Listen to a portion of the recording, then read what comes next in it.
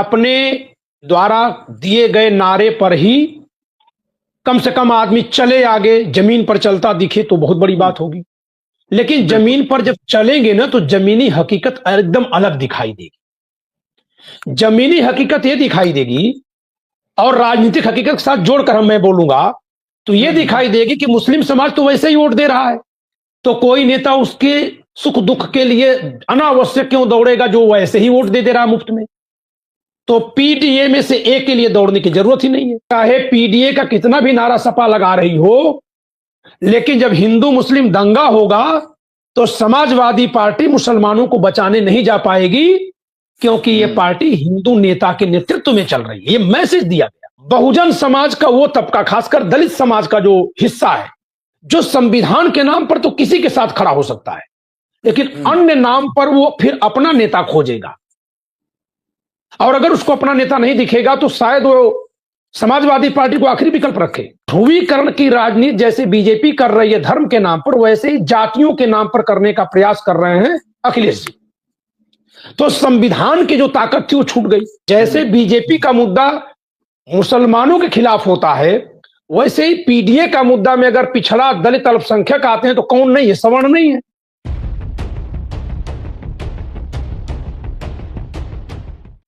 लोकसभा चुनाव के दौरान पीडीए का नारा, संविधान बचाओ का नारा देकर समाजवादी पार्टी जहां एक ओर 37 सीटें जीत लेती है, 37 सदस्यों को संसद भेजती है, वहीं उपचुनाव के दौरान 9 में से महज 2 सीटें जीतती है।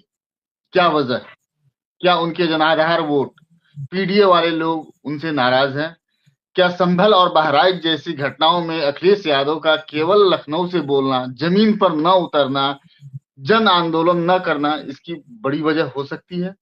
आखिर अगर आप पीडीए की बात करते हैं तो पीडीए के साथ आपको खड़ा दिखना भी होगा। अगर आप खड़े नहीं दिखते हैं तो मजबूरन आपके वोट कहीं ना कहीं जाएंगे, खिसकेंगे।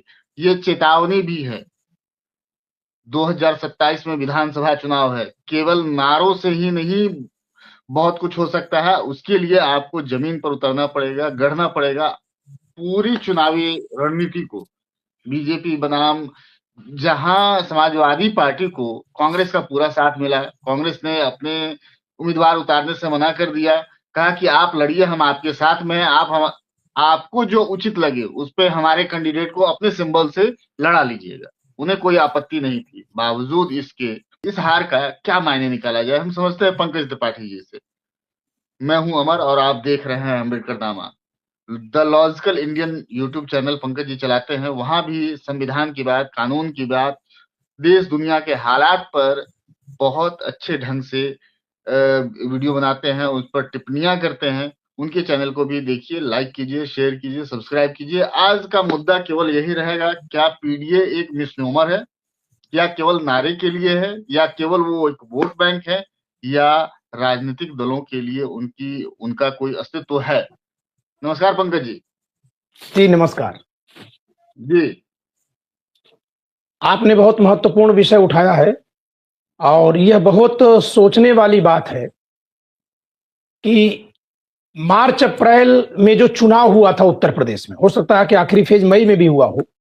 जी जी। तो मार्च अप्रैल मई में जो चुनाव हुआ और उसमें 80 में से 37 सीटें जो एक पार्टी जीत गई, और जिन दलों ने उनको सहयोग दिया अगर उसको देखें तो फिर और ज्यादा सीटें हो जाती हैं। बिल्कुल। वही पार्टी उन दलों के चुनाव न लड़ने पर भी, केवल एक दल है जो चुनाव लड़ गया है, उस पर मैं चर्चा करूंगा, शेष उन सभी दलों के चुनाव न लड़ने पर, यानी बिना गठबंधन के ही सहयोगी बनने पर, सहयोग करते रहने पर 9 विधानसभा सीटों में से महज 2 सीट जीत पा रही है। उनमें से भी करहल की सीट जो कि मैनपुरी जिले की है, महज 14,000 सीट से, 14,000 वोट से, और सीसामऊ कानपुर की सीट महज 8,000 वोट से जीत पा रहे हैं। और सीसामऊ में तो एकदम एग्जैक्ट लोकसभा वाली सिचुएशन थी, क्योंकि वहां चंद्रशेखर आजाद की पार्टी चुनाव नहीं लड़ रही थी, करहल में तो लड़ रही थी।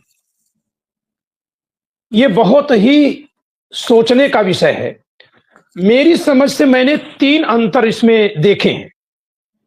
सबसे पहला अंतर है कि पीडीए की जगह पर लोकसभा के चुनाव में संविधान को ज्यादा महत्व दिया गया था। एक राजनीतिक मुद्दे के तौर पर संविधान महत्वपूर्ण मुद्दा बना था, क्योंकि पीडीए पर तो सवाल करते हुए पल्लवी पटेल निकल गई थी, स्वामी प्रसाद मौर्य आक्षेप लगा रहे थे, तो पीडीए उस समय उस तरह का मुद्दा बन ही नहीं पाया था। बल्कि लोकसभा चुनाव के समय तो अखिलेश जी की छवि ऐसी बनी थी कि वो सबको लेकर चलेंगे। जब वो जया बच्चन जी को राज्यसभा भेजे थे तो वहां मुद्दा संविधान बन गया था। बीजेपी ने जब नारा दिया आपकी बार 400 पार, तो यहां हो गया कि संविधान बचाओ। और उसमें अखिलेश यादव जी की कई अच्छी भूमिकाएं लोगों को देखने को मिली।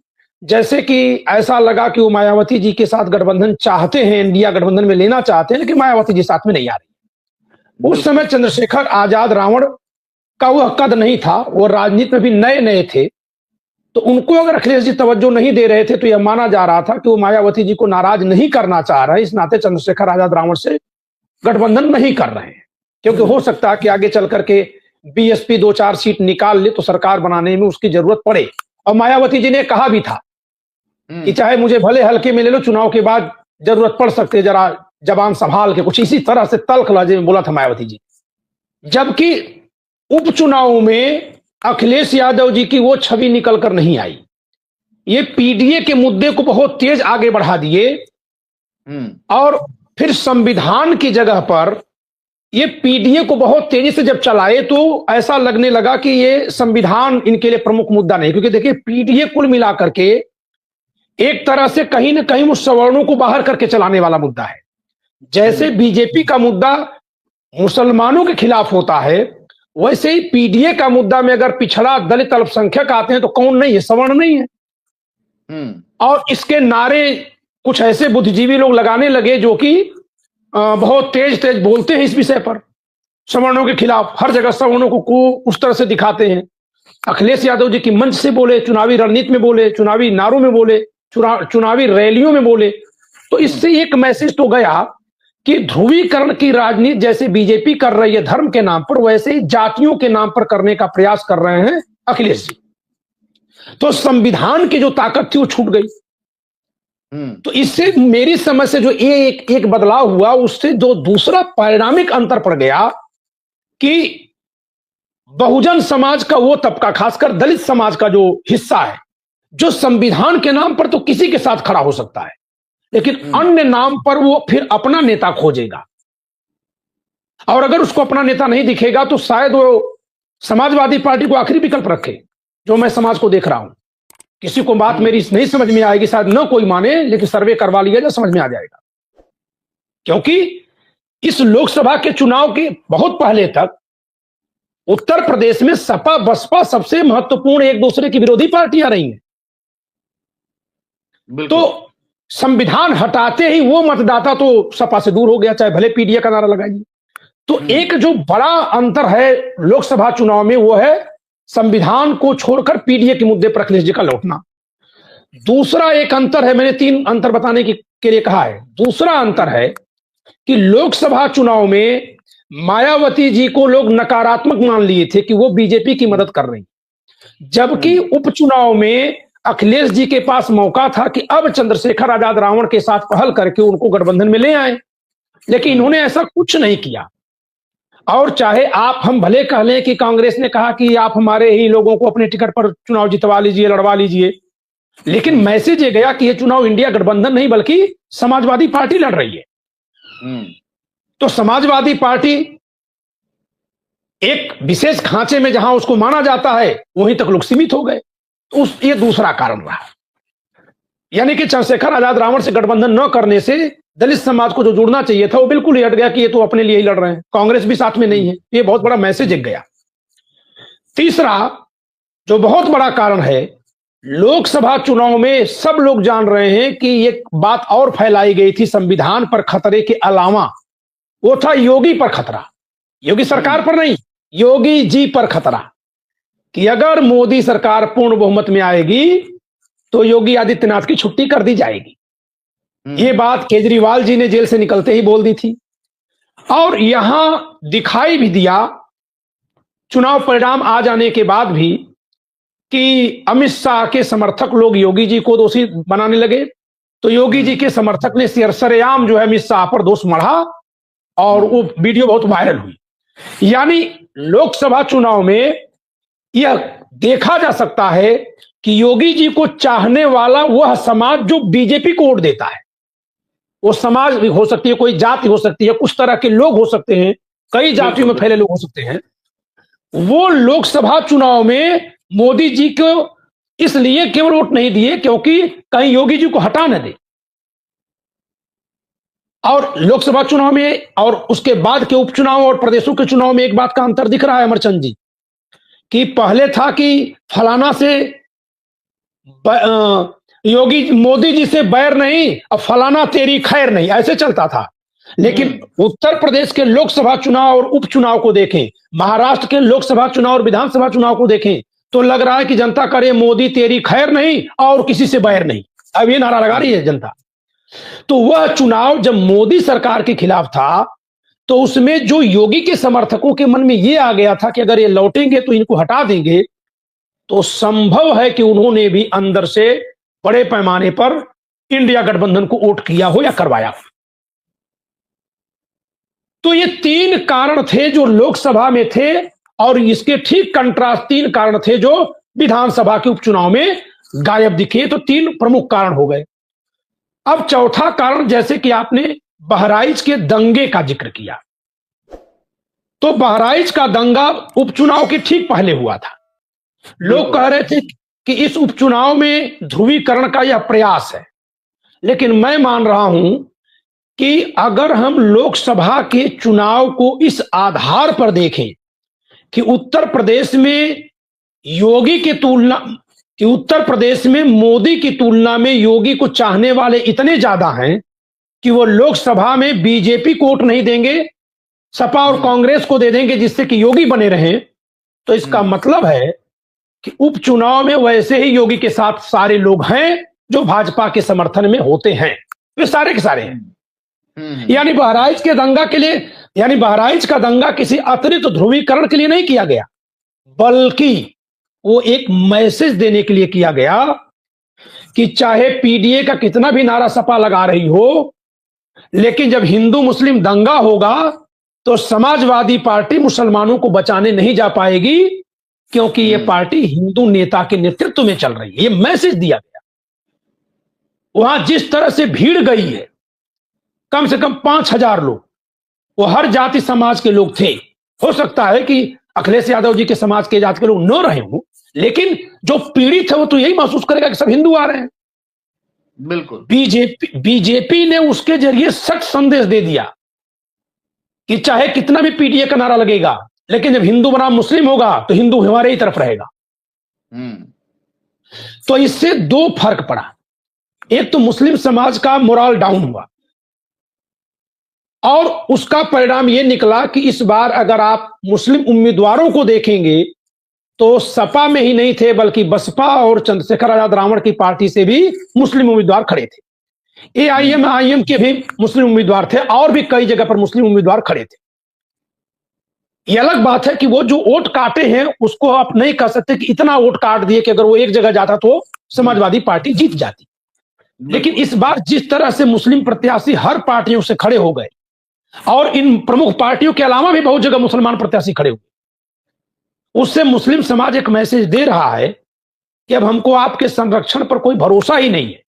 और यदि ऐसा हो रहा है तो ये विपक्ष के लिए सोचने वाली बात है, क्योंकि सन 90 से, जब से बीजेपी का हिंदुत्व के नाम पर उभार हुआ है, तब से उत्तर प्रदेश बिहार के तो छोड़िए, पूरे भारत के मुसलमान एंटी बीजेपी वोट कर रहे हैं। वो अपनी किसी पार्टी को वोट नहीं करते हैं। अमर जी ध्यान दीजिएगा, यादव समाज के लोग, यादव जाति के लोग या पिछड़े समाज के लोग मुलायम सिंह जी को वोट करते थे। बाद में उनके और पार्टियां बन गई, लालू यादव जी को वोट करते थे। बाद में और पार्टियां बन गई, तो जिस जात की पार्टी बन गई उस जात के लोग उस नेता को वोट करने लगे।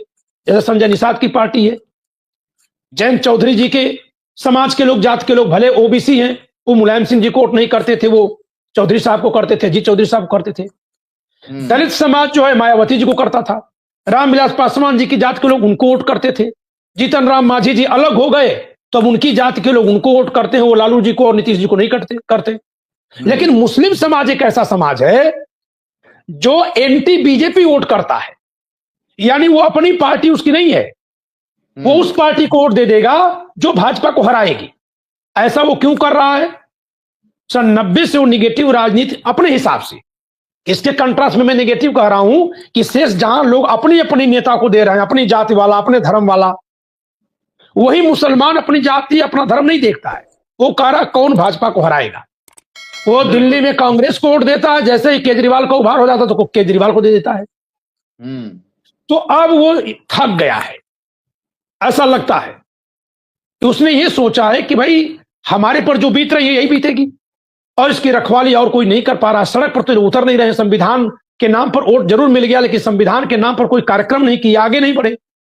मैं बार बार अपने चैनल पर, मेरे चैनल पर तमाम वीडियो पड़ी होंगी, मैं आह्वान करता था कि संविधान में इतनी ऊर्जा है कि अगर निष्पक्षता से अंतर स्वच्छ अंतर मन से अगर विपक्ष के नेता संविधान को हाथ में लेकर के जनता के बीच में सड़कों पर पदयात्रा करेंगे और जो संविधान के जानकार हैं उनसे ये बात पूछेंगे और कहेंगे कि संविधान को कहां कहां कमजोर बनाया जा रहा है और अपने भी जो अपने शासनकाल में कमजोर बनाए हैं उसको गुनेंगे, सुनेंगे और कहेंगे कि नहीं हम इसको सुधारेंगे, सही करेंगे, तो जनता इन्हीं को नेता मानकर इनके पीछे खड़ी हो जाएगी। लेकिन नहीं, इन नेताओं ने, चूंकि जातिवाद धर्मवाद की उपज है ये नेता, कोई बुरा मान जाए तो मान जाए, इनको लगता है कि वो राजनीति बड़ी आसान है, 4 जातियों का समुच्चय बनाओ और तो 4 जातियों का बनाओ तो भाई ये तो भाजपा कर रही है। उत्तर प्रदेश को जरा देखिए, जयंत चौधरी, पल्लवी पटेल, ओम प्रकाश राजभर, संजय निषाद, 4 लोगों को अपनी तरफ कर लिया।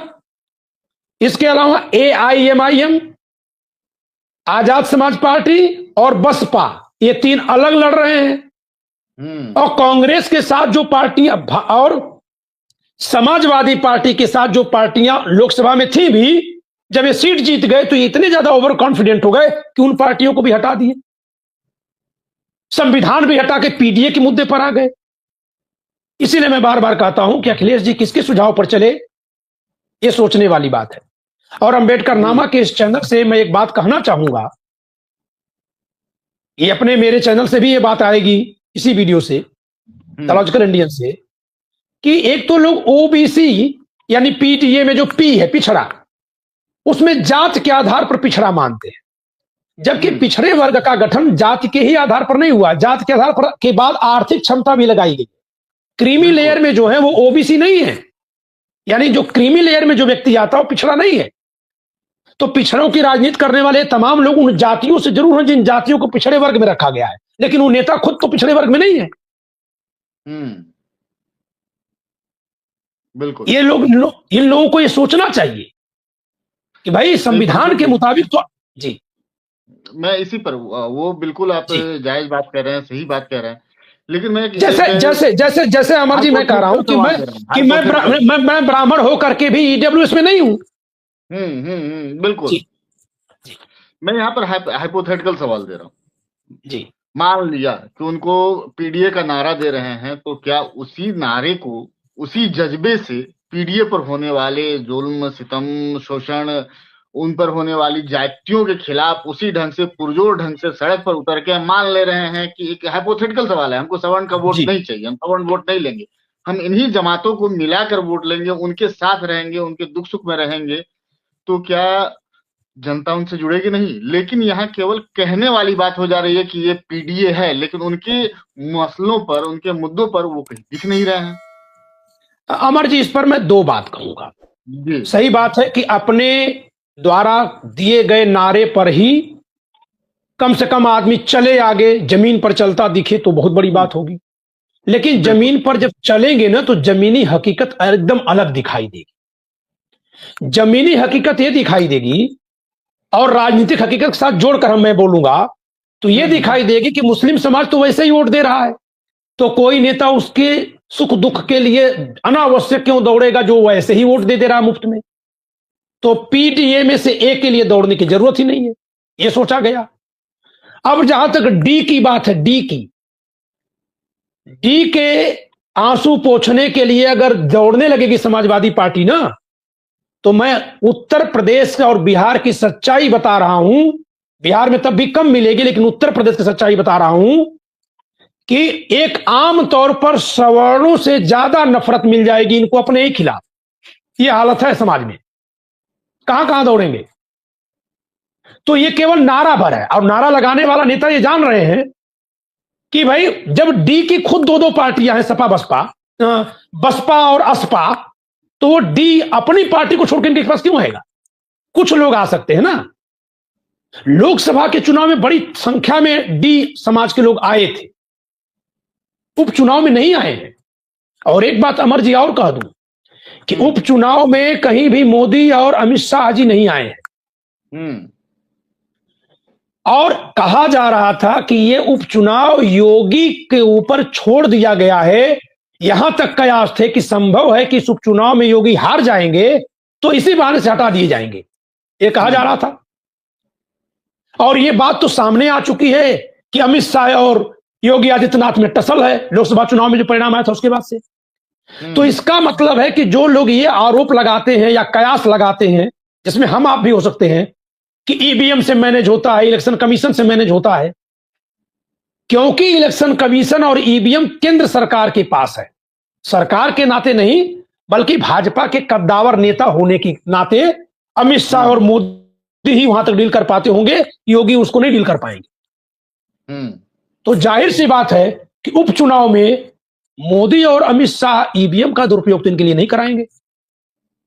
ये अपने तंत्र का चाहे जितना दुरुपयोग करवा लें, जिससे कि पुलिस वालों को देखा गया आइडेंटिटी कार्ड पूछते, भगाते, मारते, पीटते, इतना भर देखा गया।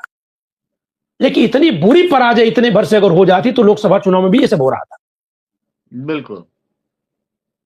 तो कहने का अर्थ है कि जब आपके पास एक साफ सुथरा पवित्र मुद्दा है, विकास के नाते आप जाने जाते हैं, अखिलेश जी के विकास के कार्य पर कोई सवाल नहीं उठा सकता, तो वह लेकर के संविधान के साथ चले, लोग चलना चाहिए था, तो उससे लोगों का भरोसा जीत पाते। अन्यथा पीडीए के लिए भी आप ईमानदार नहीं हो पाएंगे। और आप ही से जो पीडीए के समर्थक दूसरे दल के नेता हैं, जैसे पल्लवी पटेल जैसे लोग, वो सवाल उठा देंगे कि माता प्रसाद पांडे को नेता विपक्ष क्यों बनाया फिर? तो आप जवाब नहीं दे पाएंगे। और हमारे जैसे लोग सवाल उठा देंगे कि पी फॉर पीडीए, तो आप अखिलेश जी, आप तो खुद पी नहीं है, आप तो पिछड़े नहीं है, आप तो जनरल में आते हैं, क्रीमी लेयर वाले हैं। तो ये राजनीतिक तौर से मुद्दा दगा कारतूस है। मैं बहुत पहले से बोलता आया हूं कि सन 90 में जो राजनीति चल गई थी, आज नहीं चल पाएगी। क्यों नहीं चल पाएगी अमर जी? उत्तर प्रदेश और बिहार को देखिए, खासकर बिहार को आप देख लीजिए। 1990 से दो जाति वहां मुख्यमंत्री के पद पर बैठी हुई है, यादव और कुर्मी, दोनों पिछड़ी जातियां हैं। अब ये लोग क्या ब्राह्मणों पर दोष मढ़ेंगे? कैसे मर पाएंगे? नहीं मर पाएंगे। अब तो इनके खिलाफ की राजनीति होगी ना, अब कौन करेगा? इनके नीचे वाला समाज। तो ये फिर जा रहे हैं 90 के दौर में हर पद पर सवर्ण बैठा था, उस समय ब्राह्मण बैठे थे, तो उस राजनीति में एक एनर्जी थी, तब समाज नीचे का इनके साथ जुड़ गया था। तो इस नाते पीडीए के नारे में उल्टे जाने की दिशा के सिवाय और कुछ नहीं है, और मेरी समझ से चलने लायक नहीं। इस नाते मैं मुखर होकर बोलता हूं जी। लास्ट सवाल, आखिर पीडीए में पी की तो बात हो गई, डी और ए के पास क्या क्या संभावनाएं हैं उत्तर प्रदेश में, खास करके 27 में चुनाव भी है जी, क्या करेंगे? देखिए डी के पास तो एक नेता है मायावती जी, और दूसरे नेता हैं चंद्रशेखर आजाद रावण। जो उपचुनाव में देखा गया तो दोनों लगभग बराबर पर हैं, एकदम इकलौते और अकेले और नए नेता के नाम पर अगर देखा जाए तो चंद्रशेखर आजाद रावण को बहुत बढ़त मिलती हुई मानी जाएगी, क्योंकि किसी का ग्राफ अगर गिर रहा है तो नीचे की तरफ जाएगा, ये माना जाता है। किसी ग्राफ अगर चढ़ रहा है तो जाएगा ऊपर। तो चंद्रशेखर आजाद रावण एक उभरते नेता है। अगर उनको लोग गठबंधन में शामिल करेंगे और ईमानदारी से राजनीति करेंगे, संविधान को लेकर चलेंगे, कांग्रेस को साथ में जोड़ेंगे, तब तो संभावनाएं बहुत अच्छी हैं। क्योंकि चाहे कुछ भी कर लें, जितने लोगों को ये जोड़ेंगे उतने ही भाजपा में भी जुड़े रहेंगे। अन्यथा लोग अपना अपना विकल्प तलाशेंगे। मुस्लिम समाज भी बहराइच के दंगे के बाद जो संभल कांड हो रहा है और अभी 2027 तक न जाने क्या क्या होगा, 3 साल का समय है, और विपक्ष चूंकि सरकार में भी नहीं है, इनके पास पीडीए के सिवा कोई और रणनीति भी नहीं है कि उनको ये कोई संरक्षण देते हुए दिखाई भी दे पाए। दूसरे, क्योंकि खुद भी हिंदू हैं तो कहीं ना कहीं तो असर पड़ेगा ही। मुस्लिमों के खिलाफ जब बहुत बात चलने लगेगी तो ये बहुत खुलकर उनके साथ नहीं खड़े हो पाएंगे। तो ऐसे में मुस्लिम समाज भी अपना विकल्प खोजने लगेगा। जिस दिन मुस्लिम समाज को यह समझ में आ गया कि भाई हम इनको वोट दे रहे हैं तब भी ये हमारा संरक्षण नहीं कर पाएंगे, तो कम से कम हम अपना वोट अपने को दे देंगे, तो वो जो हमारा अपना रहेगा वो जाके गठबंधन तो कर लेगा दूसरी पार्टी से, तो खिसक जाएगा।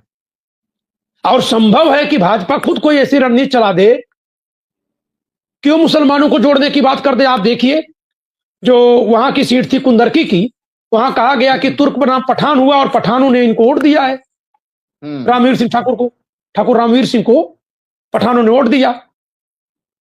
हम आप सब लोग जानते हैं कि मुसलमानों में भी बहुत सारी जातियां हैं, बहुत सारी अलग अलग, हाँ अलग अलग सेक्ट्स हैं। अगर उनमें किसी भी सेक्ट को बीजेपी अपने तरफ ले आएगी तो इस समय बीजेपी के साथ एक प्लस पॉइंट है। जैसे किसी समय पर सब लोग कांग्रेस से जुड़ना चाहते थे, जब लंबे समय तक कोई सत्ता में रहता है तो फिर उसकी एनर्जी बहुत बढ़ जाती है, हर कोई उसके करीब जाना चाहता है। तो वैसे ही भाजपा की शक्ति बढ़ गई है, तो बहुत सारे निचले तबके के मुसलमान या ऊंचले तबके के, जिसको वो अपने लिए सूट समझे, सही समझे, वो अपने साथ जोड़ेंगे, लोग जुड़ जाएंगे। बहुत बहुत शुक्रिया पंकज जी। ये था पीडीए और संविधान बरस के जो है उत्तर प्रदेश में हुए उपचुनाव पर विश्लेषण। ये कई मायनों में बहुत दिलचस्प होने जा रहा है। 27 तक न जाने कितने मस्जिदों के नीचे मंदिर ढूंढे जाएंगे। आखिर मुसलमानों के पास, मुस्लिम समाज के पास क्या विकल्प होगा? समाजवादी पार्टी, बहुजन समाज, दलित समाज आखिर अपना नेता किसे मानेगा? एक तरफ बहन जी की रणनीति या राजनीति दोनों ढलान की ओर है, वहीं दूसरी तरफ चंद्रशेखर की राजनीति उभार की ओर है। तो दलित समाज में किस तरह का बिखराव होगा या किस तरह से लोग जुड़ेंगे, ये सब दिलचस्प होगा। आने वाले कुछ समय में बहुत साफ सुथरी चीजें नजर आएंगी कि आखिर चुनाव का रुख कैसा हो सकता है, या दलितों के नेता कौन हो सकते हैं, या मुसलमानों का पक्ष जो है, मुसलमान पीडीए के नाम पर सिर्फ वोट ही देंगे या फिर उनका वोट शिफ्ट होगा। देखते रहिए अम्बेडकर नामा। हमारे चैनल को लाइक कीजिए, शेयर कीजिए, सब्सक्राइब कीजिए। बहुत बहुत धन्यवाद।